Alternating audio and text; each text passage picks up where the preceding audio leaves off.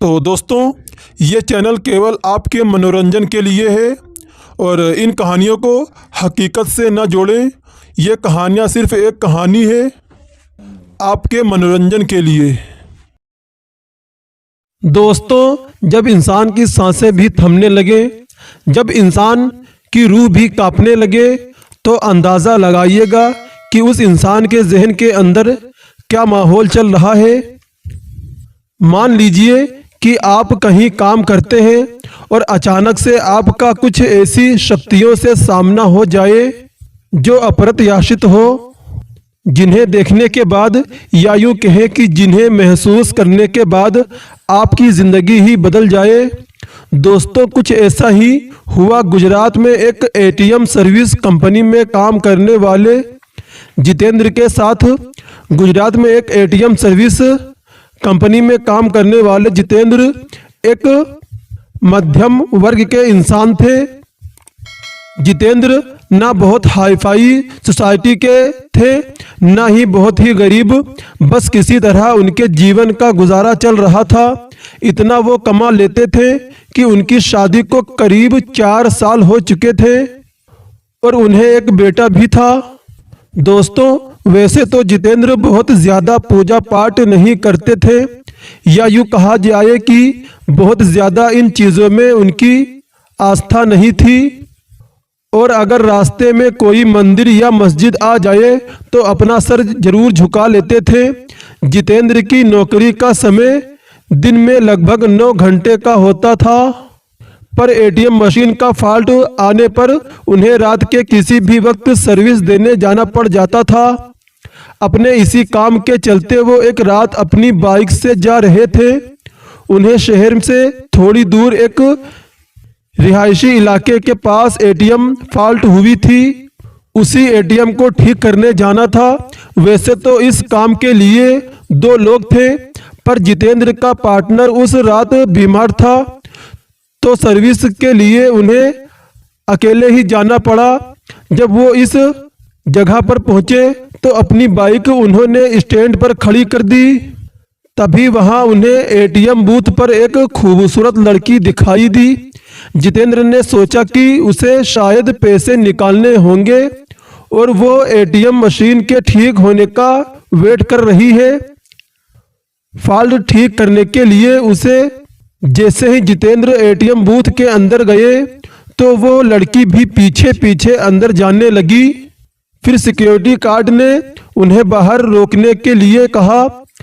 अब जितेंद्र अपना काम शुरू कर चुके थे, तभी अचानक उनकी नज़र उस एटीएम के बाहर पड़ी। वहां उन्होंने जो देखा उसे देख करके उनके पसीने छूट गए। उन्होंने देखा बाहर जो लड़की खड़ी थी, अब वो वहां पर नजर नहीं आ रही थी। उन्होंने चारों तरफ नजर घुमाई, लेकिन उन्हें कोई नहीं दिखाई दिया। जितेंद्र बहुत परेशान हुआ।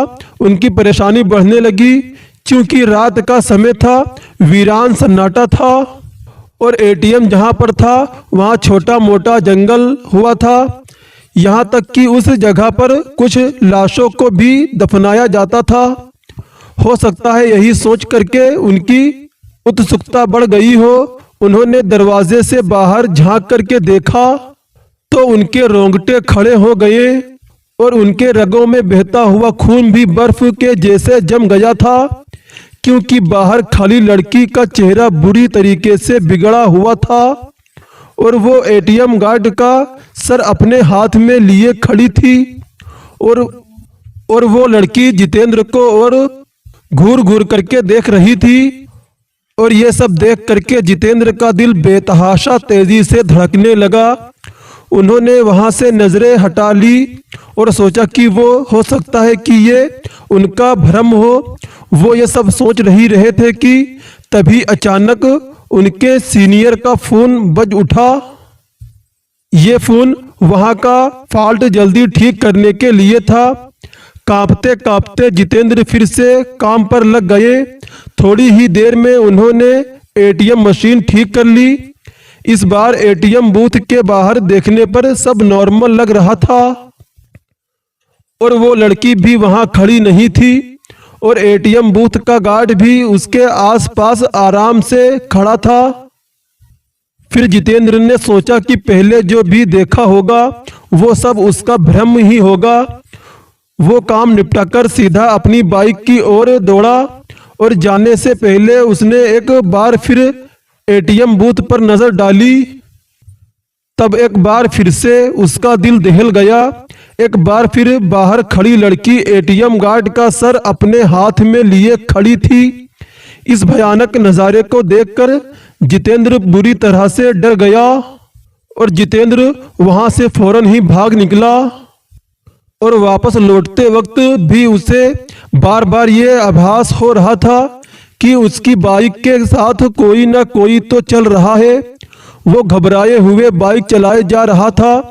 ना जाने कैसे अचानक ही उसकी बाइक बंद हो गई और ठीक एक बरगद के पेड़ के पास जाकर के रुकी। जितेंद्र को यकीन ही नहीं हो रहा था कि उनके साथ ये सब सचमुच हो रहा है। उन्होंने नजर उठाई तो बरगद की टहनी से झूलती एक चुड़ैल को देखा। उसके हाथ में एक आदमी का सर था और वो चुड़ैल अजीब सी भरी आवाज में कुछ बोले रही थी। जितेंद्र ये सब देखकर वहीं जम गया और उसकी चीख निकल रही थी। और अब तो ये आलम हो गया था कि वो चुड़ैल पेड़ से नीचे उतर रही थी, वो भी उल्टे पांव। उसके उल्टे पैर देखकर जितेंद्र की हालत बद से बदतर होती जा रही थी। फिर जितेंद्र ने आंखें बंद कर ली और भगवान को याद करने लगा। चुड़ैल उसके बगल में आ करके बैठ जाती है और उनका सर सहलाने लगती है।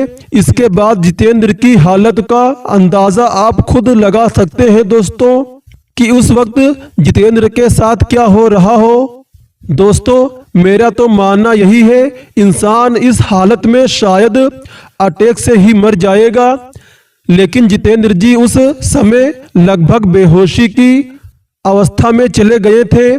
करीब 2 घंटे बाद जब उन्हें होश आया तो उन्हें कुछ अच्छा सा फील महसूस हुआ।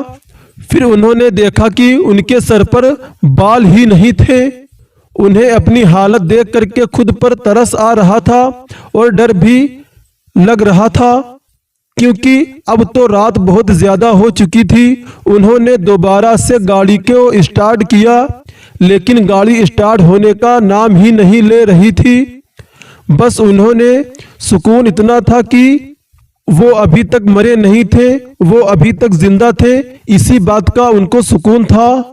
और इस आलम में जितेंद्र बहुत ही ज्यादा डर रहा था, क्योंकि उसने अपने सामने एक चुड़ैल को देख लिया था। फिर उसके बाद जितेंद्र ने बाइक फिर से स्टार्ट करनी चाहिए। फिर एकदम से जैसे भी बाइक स्टार्ट हुई और उन्होंने बाइक को आगे बढ़ाया, वैसे उन्हें साफ साफ महसूस हुआ कि कोई पीछे उनकी गाड़ी पर बैठा है। कोई दिख तो नहीं रहा था, लेकिन उन्हें दोबारा से साफ साफ एहसास हुआ कि किसी ने उनके कंधे पर हाथ रखा है। फिर जितेंद्र वहीं पर हड़बड़ाकर ही गिर पड़े और वहीं पर बेहोश हो गए। और उन्हें जब होश आया तो वो एक हॉस्पिटल में थे। कुछ स्थानीय लोगों ने वहां उन्हें बेहोश पड़ा देखकर हॉस्पिटल पहुंचा दिया था। इस घटना के कई महीने बाद तक जितेंद्र हॉस्पिटल में ही रहे।